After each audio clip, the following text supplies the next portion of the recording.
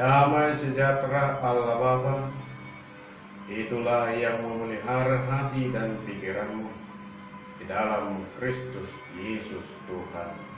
Amin.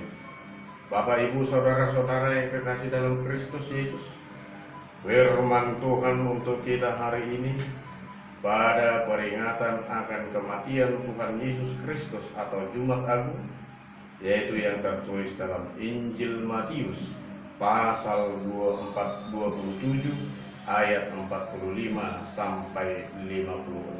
Beginilah bunyi firman Tuhan. Mulai dari jam 12 kegelapan meliputi seluruh daerah itu sampai jam 3. Kira-kira jam 3 berserulah Yesus dengan suara nyaring, Eli, Eli, lama sabachthani, artinya, Allahku, Allahku, mengapa engkau meninggalkan aku? Mendengar itu beberapa orang yang berdiri di situ berkata, ia memanggil Elia. Dan segeralah datang seorang dari mereka. Ia mengambil bunga karang, mencelupkannya ke dalam anggur asam, lalu mencucukkannya pada sebatang bulu dan memberi Yesus minum. Tetapi orang-orang lain berkata, jangan, baiklah kita lihat apakah Elia datang untuk menyelamatkan dia. Yesus berseru pula dengan suara nyaring lalu menyerahkan nyawanya. Dan lihatlah, tabir bait suci terbelah dua dari atas sampai ke bawah. Dan terjadilah gempa bumi, dan bukit-bukit batu terbelah, dan kuburan-kuburan terbuka, dan banyak orang yang kudus yang telah meninggal bangkit. Dan sesudah kebangkitan Yesus, mereka pun keluar dari kubur lalu masuk ke kota kudus dan menampakkan diri kepada banyak orang.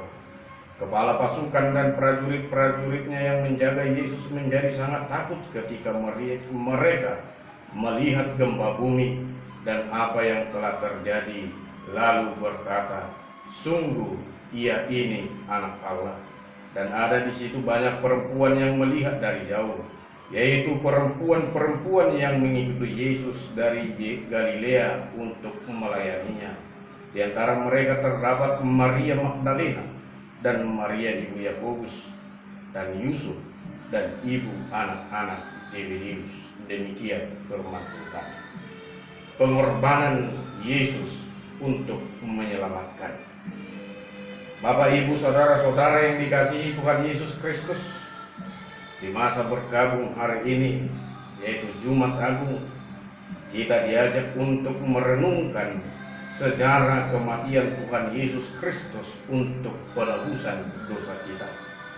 Setelah dia disalibkan di Bukit Golgota, sekira pukul 12 siang, kegelapan menutupi daerah itu selama 3 jam lamanya. Gelap sering merupakan simbol kemurkaan atau hukuman Allah. Itu bisa kita bandingkan dengan Yesaya 30, Yesaya 60 ayat 2, bahkan di kitab Amos, Zefania, Matius, Kisah Para Rasul, 2 Petrus 2 ayat 17, dan Wahyu 6 ayat 12. Dan ini bukanlah sebuah peristiwa duniawi yang oleh para ilmuwan disebut dengan gerhana. Sebab di dalam Lukas 23 ayat 45 dikatakan, gelap gulita yang disebut dalam bahasa Yunani eklipontos, dalam bahasa Inggris disebut eclipse, yang artinya gerhana, yang sama dengan feeling atau yang disebut dengan gagal bersinar kepada sebutan matahari. Sebab kita tahu juga bahwa gerhana hanya akan berlangsung selama 10 sampai 15 menit. Tetapi peristiwa gelap gulita di daerah itu bahkan sampai 3 jam. Dan hal ini adalah sebuah tanda mujizat Tuhan yang ingin menunjukkan bahwa yang pertama, murka Tuhan telah dinyatakan kepadanya Yesus Kristus, karena dia telah memikul beban dosa kita. Dia harus menderita sengsara oleh karena dosa pelanggaran kita. Murka Tuhan yang kedua murka Tuhan kepada mereka yang menyalibkannya. Yang ketiga, Yesus Kristus bukanlah seorang penjahat, bukan juga seorang pendosa, namun Dia adalah yang benar, yang akan mengalahkan kuasa dosa dan kegelapan.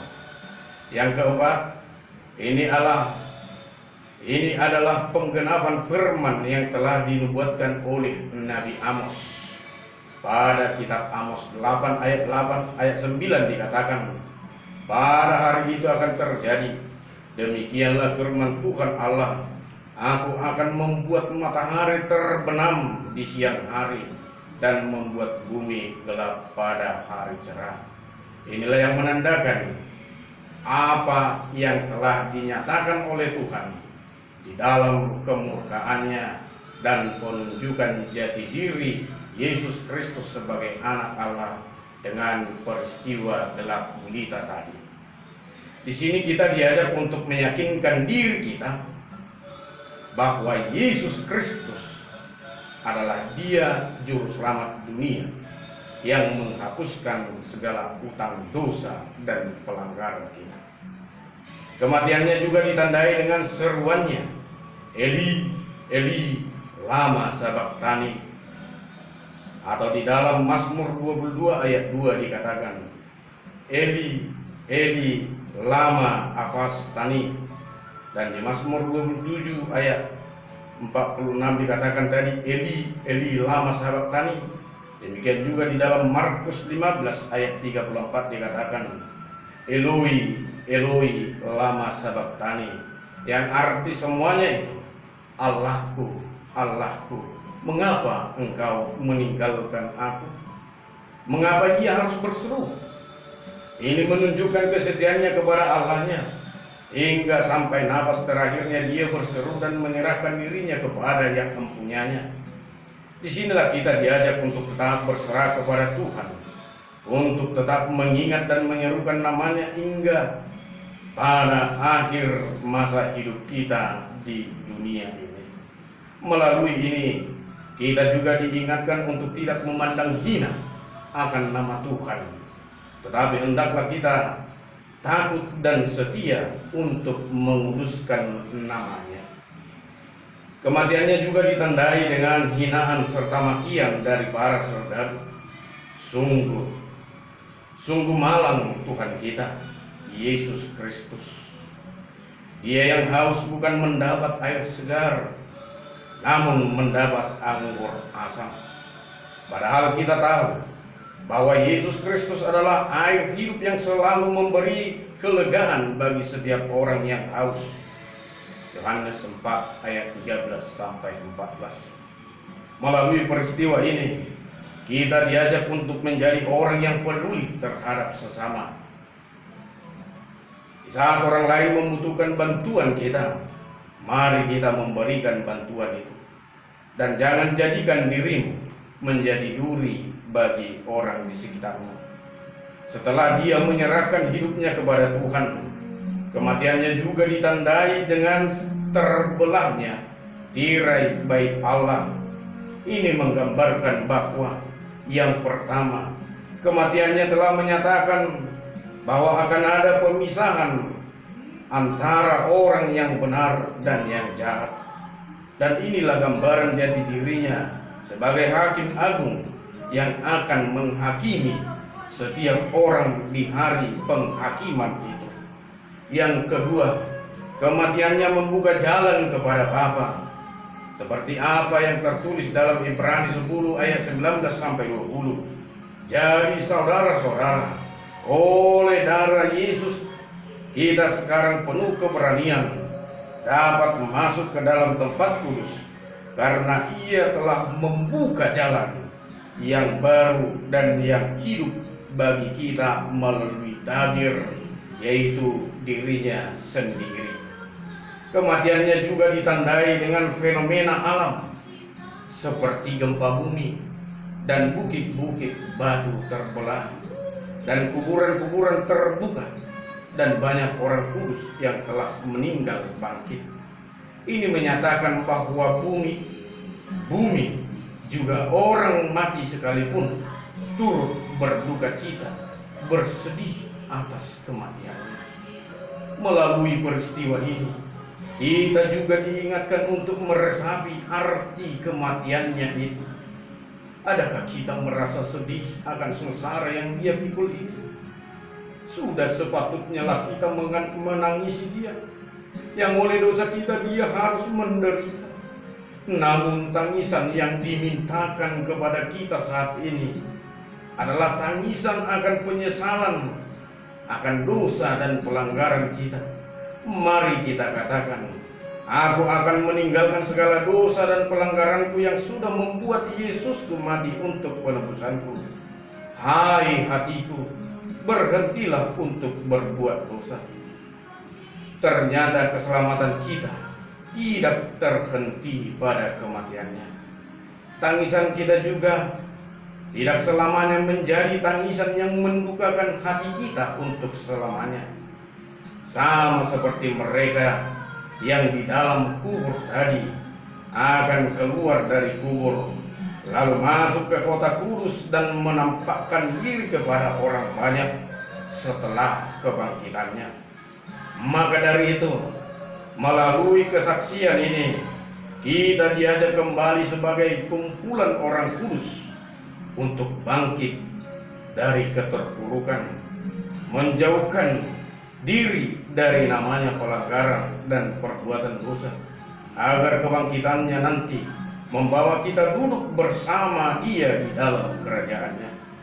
Bapak, Ibu, saudara-saudara yang terkasih dalam Kristus Yesus, kematiannya juga ditandai dengan rasa takut dari kepala pasukan dan prajurit-prajuritnya. Mereka yang menghujat dan menghukumnya menjadi takut dan sangat gemetar. Ini menunjukkan bahwa segala kuasa dosa dan kuasa iblis serta sangat mau takut akan kuasa Yesus Kristus. Dan hal lainnya yang ingin kita lihat, bahwa penyesalan itu selalu datangnya terlambat. Disinilah kita diajak untuk tetap menjaga hati dan iman percaya kita kepadanya. Apa yang kita saksikan, sebagaimana kita menyaksikan iman percaya kita, mari kita pun berseru, sungguh Yesus Kristus adalah Anak Allah. Bapak, Ibu, saudara-saudara yang terkasih dalam Yesus Kristus, kematiannya juga ditandai dengan minimnya mereka yang setia mengikut Dia hingga pada akhir hidupnya. Inilah yang menggambarkan bahwa benar tidak selamanya orang yang berseru Tuhan, Tuhan adalah mereka yang mengenal Tuhan dengan sesungguhnya. Tidak selamanya juga setiap orang yang sudah mengenal dan mengikut Dia akan setia mengikut Dia. Sama seperti hidup kita, jikalau maut sudah di depan mata, mungkin kita akan menyangkal Yesus demi keselamatan hidup kita. Hal ini sama seperti yang dilakukan oleh Petrus, yang sampai tega hati menyangkal Yesus Kristus untuk keselamatan hidupnya. Disinilah kita diajak untuk tetap menjaga iman kita. Walau dunia tidak berpihak kepada kita, mari tetap menjaga nama baiknya serta setia mengikut Dia. Sebab upah kita bukanlah di dunia ini, melainkan di dalam kerajaannya yang kekal. Marilah kita menjadi sama seperti Maria Magdalena dan Maria ibu Yakobus dan Yusuf dan ibu-ibu dan ibu anak-anak Zebedeus, yang tetap setia melayani dan mengikut Dia hingga sampai napas terakhirnya. Jangan ukur kesetiaanmu kepada Yesus Kristus dengan penderitaan yang kau alami saat ini, tetapi latihlah kesetiaanmu kepadanya untuk apa yang kau harapkan esok di kehidupan yang kekal.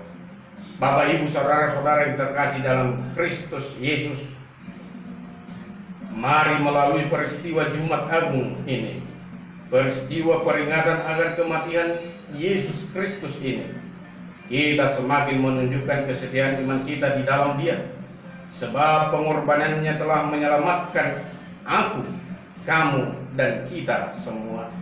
Nyatakanlah bahwa peringatan akan kematiannya ini menjadi kesaksian bagi kita bahwa kuasanya mampu mematikan kuasa dan penyebaran virus corona dari muka bumi ini. Serukanlah itu di dalam doa dan permohonanmu kepadanya. Sebab oleh darah Yesus kita memperoleh keberanian untuk masuk ke tempat kudusnya, untuk bersekutu dengan Dia.